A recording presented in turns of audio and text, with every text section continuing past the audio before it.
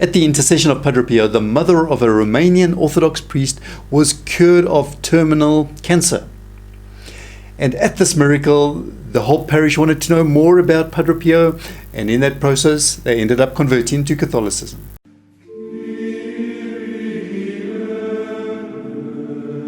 Hello, my name is Edward Urban, and I present the YouTube channel following Padre Pio, about the Capuchin monk and incredible miracle worker whose intercession is still very powerful and alive today.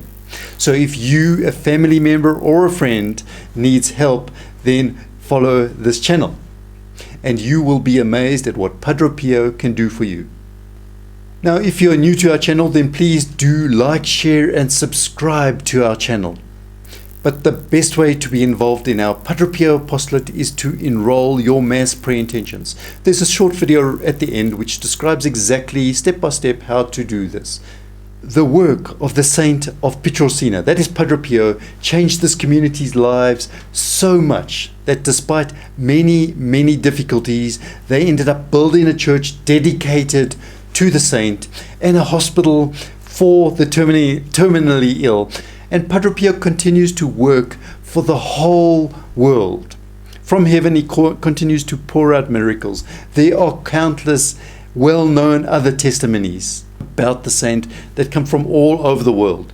And the book Padre Pio, that is by Jose Maria Zavola, gives accounts of these.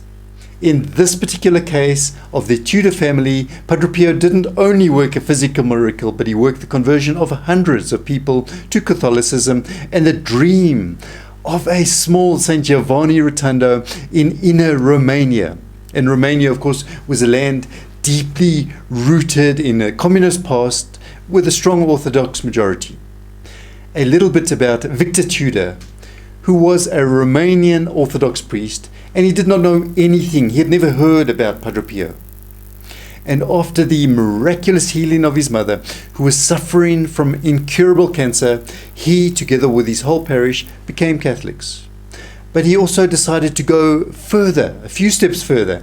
And despite thousands of difficulties and obstacles, he managed to build a church dedicated to this Capuchin saint, Padre Pio, and also a hospital for the terminally ill.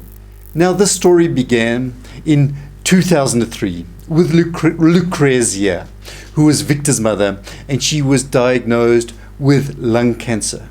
The doctors told her that she was inoperable because the cancer had already metastated and spread to other organs. And they told her that she had a few months to live. Now, faced with this situation, Father Victor turned to his brother Mariano, who was a specialist iconographer, restoring pictures, and he worked in Rome. He hoped thereby to be able to meet a doctor who would be able to treat his mother in Italy. Well, eventually they were able to contact one of the best doctors in the world in this field, who told them he would investigate if the mother went to Rome. Well, no sooner was this said than Lucrezia arrived in Italy. However, she was extremely sick. The doctor saw her and came to the conclusion that an operation would be useless, and that all they could do was to use medication to relieve the terrible pain. And this is in 2003, with its pretty advanced medicine. The mother remained a while with her son in Rome, and while she was there, Mariano continued working on a mosaic in a church, and he took his mother with. And while he was working, Lucrezia visited. She was in the church visiting, and she went around. She saw all the different pictures, and one picture caught her eye. It was located somewhere in the corner of the church, and it was of Padre Pio. The lady was impressed, and she asked her son, "Who is this?" And he briefly told her the story of Padre Pio. Well, the following day, the son noticed that the mother was sitting constantly in front of this one picture, this image of Padre Pio. And she spoke to the image as if she was speaking to a person. And so the days passed. Well, 2 weeks later, Lucrezia and her son Mariano, they had to return to the hospital for a further examination. To the surprise and absolute astonishment of the doctor, the terminal cancer of the Romanian lady had completely disappeared. the Orthodox lady had asked Padre Pio for his intercession, and Padre Pio had obviously answered. The news of this miracle then went back, starting with Father Victor. It went back to the Orthodox community from there.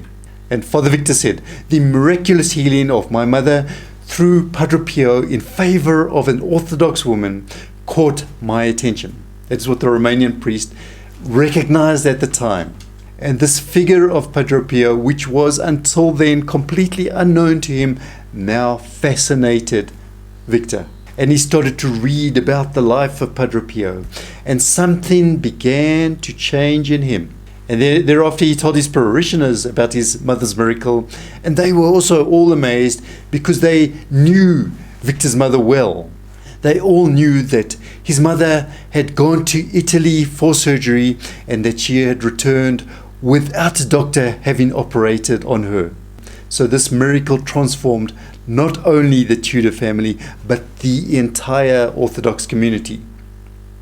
And Victor tells us that his parish gradually began to know and to love Padre Pio. We have read everything that we could find about him, about Padre Pio, and his holiness has convinced us. And other sick people in the parish have also received extraordinary graces from Padre Pio. Nevertheless, many problems began to occur. Obviously, they were still Orthodox, but now they were also followers of a contemporary Catholic saint. Because of Padre Pio, Father Victor and his parish had decided to become Catholic. And today they belong to the Greek Catholic Rite of Romania. Their lives were changed, but like Padre Pio, they had many difficulties and they had to prove their faith. Now, in a recent television interview, Victor Tudor tells us that they had numerous obstacles to becoming Catholic because conversion in this Orthodox land and its communist past, so both of those counted against him. There were problems from politicians, the police, etc. It just didn't stop.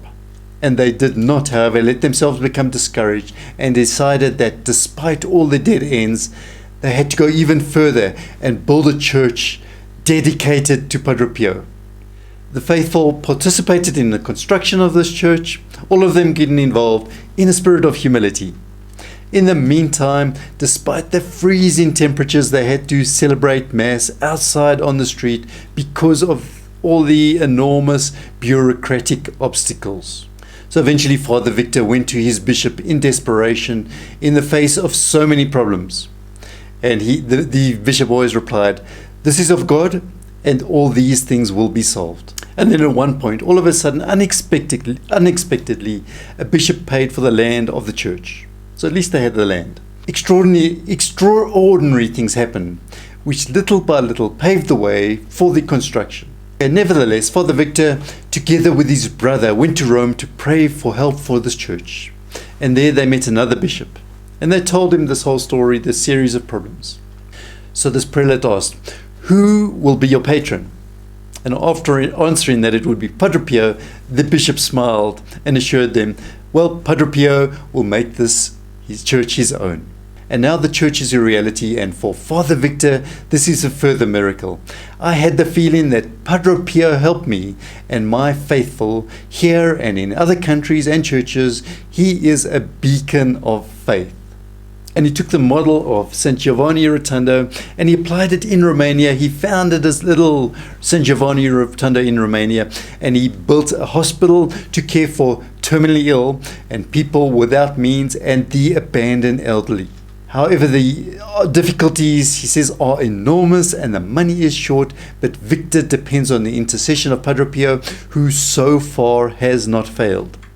Now we know that Our Lady of Fatima, way back in 1917 and 1918, in the apparitions of Our Lady of Fatima, she talked of the conversion of Russia happening.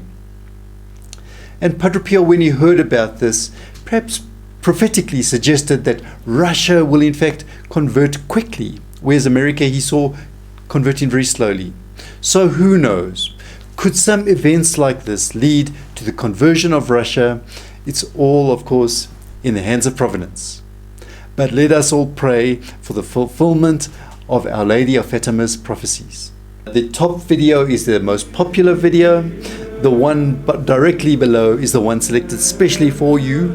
Please do enroll. There's a little video on that. Subscribe and then click the reminder bell.